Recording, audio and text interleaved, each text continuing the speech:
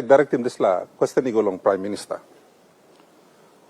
Mr. Assistant Speaker, my concern in my capacity as the chairman of the Special Committee on Elections, and it's in that capacity that me asking this question. And it is based on my deep concern on what I see as the tribalization of the Papua New Guinea Defense Force. I say this because 50% of the recruits are apparently from one province, Mr. Assistant Speaker. Now, the elections inquiry that myself and the committee conducted indicated that elections in the Upper Highlands have been compromised, Mr. Speaker. Governor, we have a point of order. Minister for Defense, what is your point of order? Yeah, with due respect to the Governor for Isipik, this question has been asked, and I have committed that a statement will be made while the investigation that is being done, the results are made available. At this stage, he is assuming numbers that doesn't exist. So my point of order is that he should allow me to table that and he can debate. Thank you.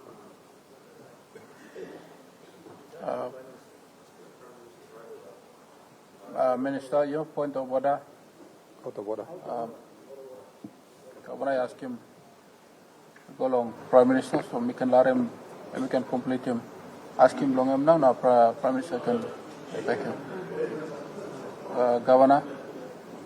Thank you, Mr. Assistant Speaker. Me, Amamaslo, ruling below you. Governor, immediate Narpla point of order. Minister for State and Enterprise. Thank you. Thank you, Mr. Assistant Speaker. May I ask the good governor to specify which province is referring to instead of referring to region, because that's ambiguous. Thank you.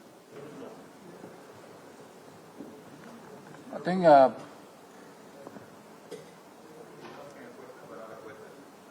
Governor. Thank you, Mr. Assistant Speaker. I was coming to that before I was rudely interrupted. Governor, ask him now. Now you can him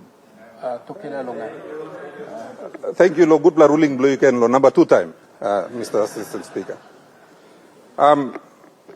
Before I was rudely interrupted, and it would be nice if ministers could be patient and listen to the full question before they interrupt. Now, when we conducted the inquiry in the Highlands, there were 3 provinces, Mr. Assistant Speaker, whose officials were afraid to speak on camera. So only asking Miplan and Mipla conducting inquiry blongol privately, because only Poret lo life blongol. Now, those things are contained in the report, Mr. Speaker, which is available to the public. So we don't have to go inside to mas, lo desala. One of the biggest accusations that we got was that members of the security forces, particularly defense force, now police always are compromised law elections, especially in the Upper Highlands, Mr. Speaker. And that's on the record. I mean, no make him up, stop law report. So, this la kind of attempt where, you know, a transparency, a visibility, law recruitment belong all soldiers whereby go inside. This la time, 1 year away from the elections, Mr. Speaker. That is my concern.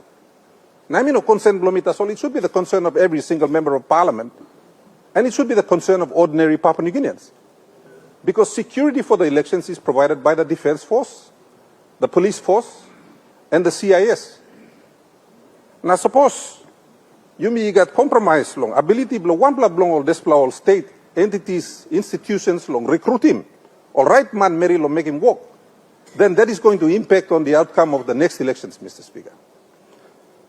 Now, while Minister may give him commitment, trouble let me come up long, inside long, department long him. Now you same trouble man, you don't have to investigate him you yet, Mr. Speaker. That's a principle. So, this law election, I mean losing public trust. In fact, it is a huge blemish on this parliament. So Governor, my first question is this. Honorable Governor, time law debate, you can make him debate, but you can ask him questions straight law. Mika triple asking ta song na ba mi Minister, pinisim. Hurry up through. because country like survey long when I'm ask him, you ask him long. Thank you, Mr. Assistant Speaker. Number one question, can the Prime Minister order an immediate halt to the recruitment process pending an inquiry under the Commissions of Inquiry Act? Number two, ask him, can the Prime Minister also ensure that this investigative panel includes former PNGDF commanders and members of the judiciary? Number three, asking, can this inquiry be concluded speedily with results tabled within 6 months so that we can all be assured that this faulty recruitment process does not interfere with the 2027 elections? Thank you, Mr. Assistant Speaker. Mr. Prime Minister. All right, thank you, Mr. Deputy Speaker. Prime Minister, you make a point of order. A member for WAPEC, one point of order, you. Sorry, Lord, disturbing Prime Minister. Mr. Assistant Speaker, me like move him. Logosem Prime Minister answer him question, but me blago abrusim question time, yeah. Na me bla plenty, me bla gadim more question. Because me bla no gadim access lo government caucus. So enough me asking you, long extend him time by another 20 minutes. Me seek him leave of Parliament long, over miss la motion. Now, Speaker, you must get him this la ratio we've been talking before. 1 not 2 long here. Thank you.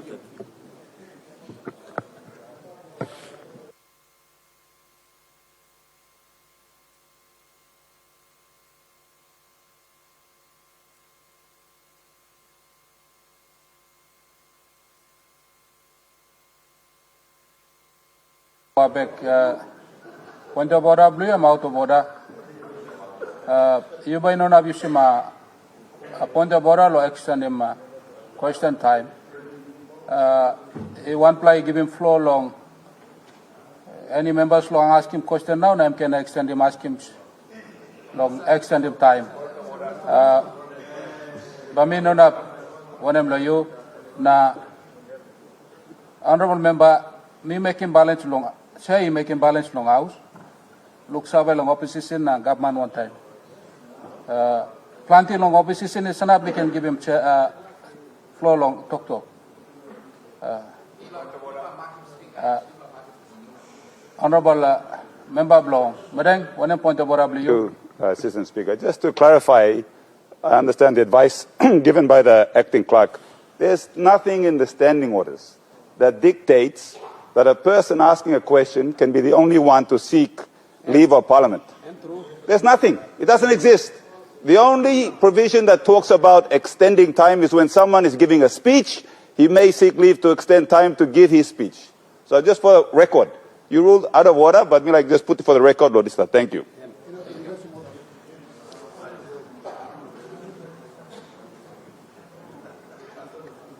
Prime Minister.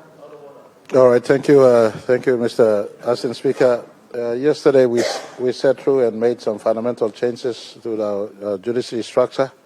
And I want to take this time also to put that this government is receptive to embracing suggestions from the other side to look at some of the finer issues in the workings of our Parliament, strengthening our committee system, looking at the standing orders again, strengthening our opposition to receive budget, etc. So it's something that we, as part of our 50th conversations, we should be looking at, and part of that is the standing order relook.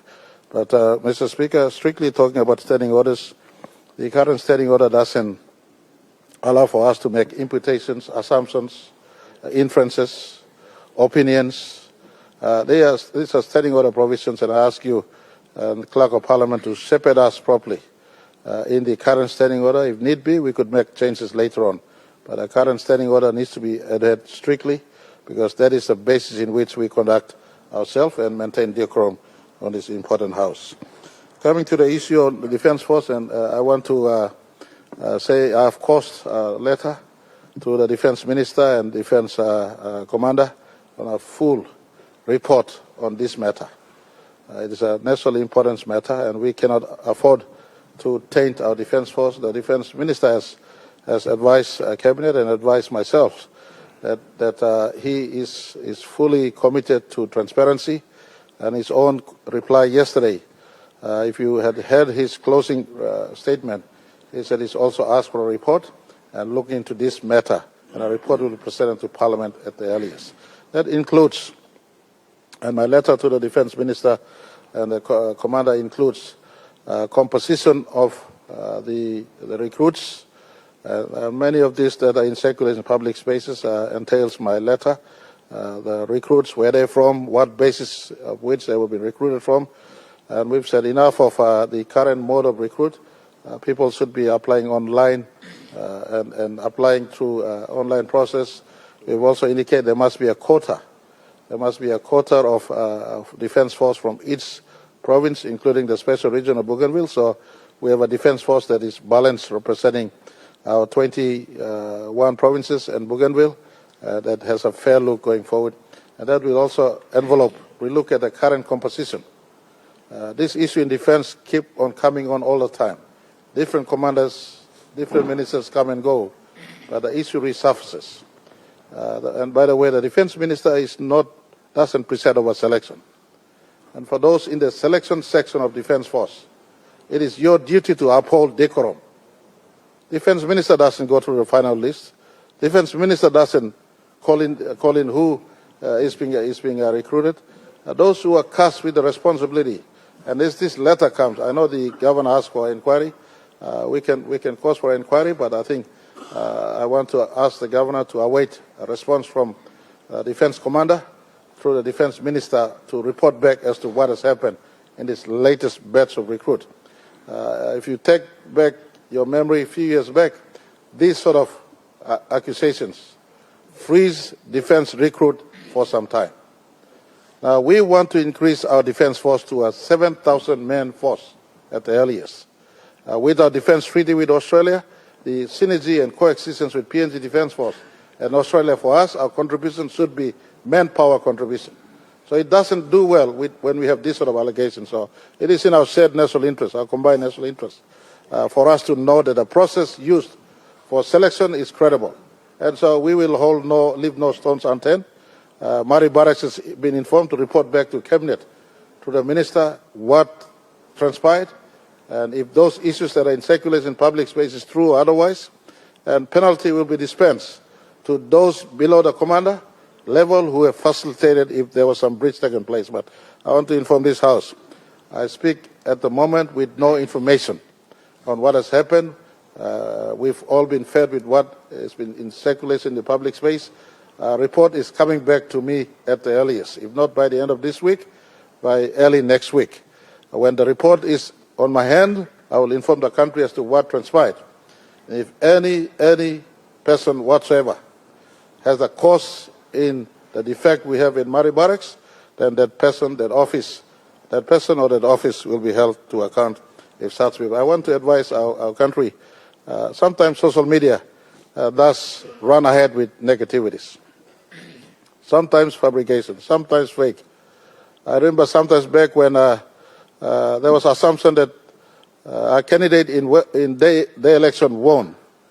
And some of us in this good house post in Facebook that, oh, congratulations, so-and-so.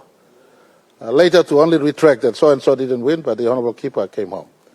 So let's hold the horse, allow this process to run. We'll get a full report. It is in our shared national interest because PNG Defence Force is now bigger than what happens in 2026. We want to build a force that is 7,000 men strong. And if someone stands in the way with corrupt and illegal practices, that someone will have to go for the system to be cleansed. And I give you assurance in this floor of our people's house that we will clean up what is happening in Mari Barracks. Enough of this nonsense that permeates from Mari Barracks all the time. And I'll get back to this Parliament and the people, the full report on what has happened once I am informed with a reply from the Commander of PNG Defence Force.